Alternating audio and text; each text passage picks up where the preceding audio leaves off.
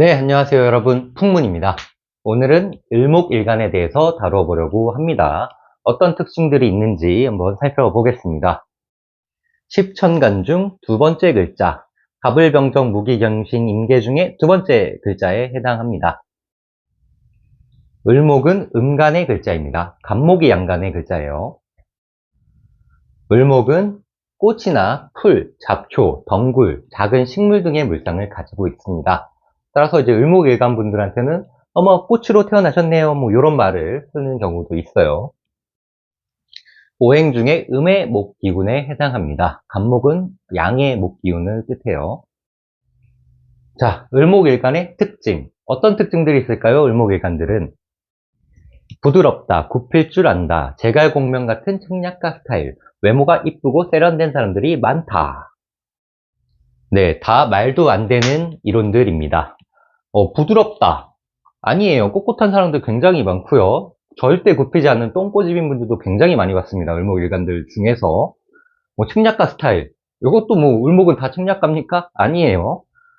외모가 이쁘고 세련되었다. 이거는 지금 우리 을목일간 분들 지금 가서 거울 보고 오시면 답이 나올 거예요. 분명히 거울을 오래 보고 싶지 않아 하시는 분들이 있으실 거란 말이에요. 참, 이 외모라는 게 사주 8글자를 다 펼쳐놓고 봐도 일부분밖에 보이지 않아요. 다른 블로그나 유튜브에서 이렇게 포스팅하거나 주장하는 거 믿지 마시길 바랍니다. 다 구라예요. 자, 을목은 살아있는 화초기 때문에 물을 반긴다. 꽃이니까 물이 필요하겠죠, 당연히. 임수나 개수는 하나만 있는 게 가장 길하다.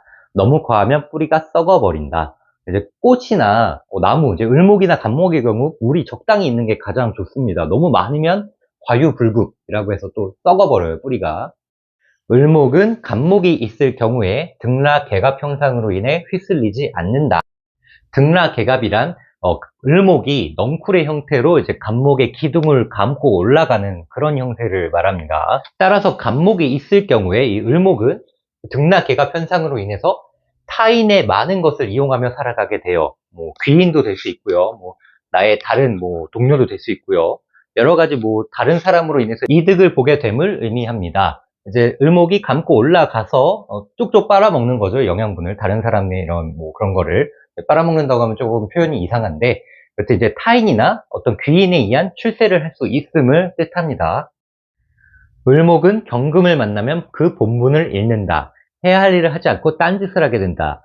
이것이 뭐냐면 을목이 경금을 바로 옆에서 만나게 되면 을경하고로 묶여버려요. 을목이 해야 할 일을 하지 못하고 묶여 있으니까 예를 들면 학생은 공부를 하지 않게 되고 운동선수는 운동 연습을 하지 않는 그런 현상을 의미합니다. 하지만 병화와 정화가 원국에 있다면 경금을 제어하여 오히려 부귀공명한다. 을경합을 이 화극금으로 인해서 제어할 수 있다는 거예요. 따라서 본분을 잃지 않고 본인의 목표를 향해서 갈 수 있다. 을목은 신금을 만나면 인생이 고달프다. 다만 이 경우에도 병정화가 있다면 맞서 싸워 승리하게 된다. 이 신금은 예리한 칼이나 가위를 뜻하기 때문에 이 을목의 가지나 꽃잎을 다 잘라버려요. 따라서 이 을목이 신금을 바로 옆에서 보면 정말 인생이 하드하게 됩니다. 난이도가 굉장히 높아져요. 따라서 병정화가 필요합니다. 을목은 병화를 보면 기뻐한다. 당연한 얘기입니다. 꽃을 피우기 위해서는 햇빛이 반드시 필요하거든요. 따라서 을목이 병화를 봤을 경우에는 출세하기 위한 기본적인 조건이 갖추어진 것으로 봅니다. 이런 분들은 실제로도 본인의 목표를 이루는 경우가 굉장히 많습니다. 을목은 미토와 축토에도 소토작용을 할 수가 있다. 소토작용이란 나무나 풀이 땅에 뿌리를 내려서 땅을 비옥하게 만드는 것을 뜻합니다. 미토는 사막이고 축토는 언 땅이지만 오직 을목만이 이 땅을 비옥하게 만들 수 있다. 갑목은 미토와 축토에 뿌리를 내릴 수가 없어요. 왜냐면 이제 사막이나 언 땅이기 때문에 뿌리를 내리기 굉장히 힘듭니다. 하지만 을목은 꽃이요 잡초이기 때문에 사막이나 얼어붙은 땅에서도 뿌리를 내릴 수 있습니다. 실제로도 사막에도 꽃은 자라요, 여러분. 그리고 매화라는 꽃은 겨울에 피어나는 꽃입니다. 이런 이치로 이해해 주시면 돼요. 따라서 축토와 미토를 만난 을목일간은 뿌리를 내릴 수 있기 때문에 재물복이 있다라고 봅니다. 을목은 신금과 유금을 두려워하지 않는다.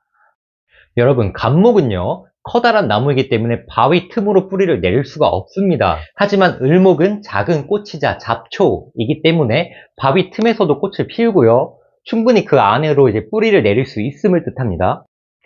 따라서 을목은 그 끈질긴 생명력과 노력으로 인해서 바위로 계속 뿌리를 내리고 그 작은 틈이 점점 커져서 거대한 바위를 쪼갤 수 있다. 하지만 이 경우에도 병화나 정화가 필수로 존재를 해야 그 고초가 적습니다. 그래도 이 신금과 유금이 너무 많은 경우에는 을목이 너무 감당하기 버겁기 때문에 도와주는 병정화가 필요합니다.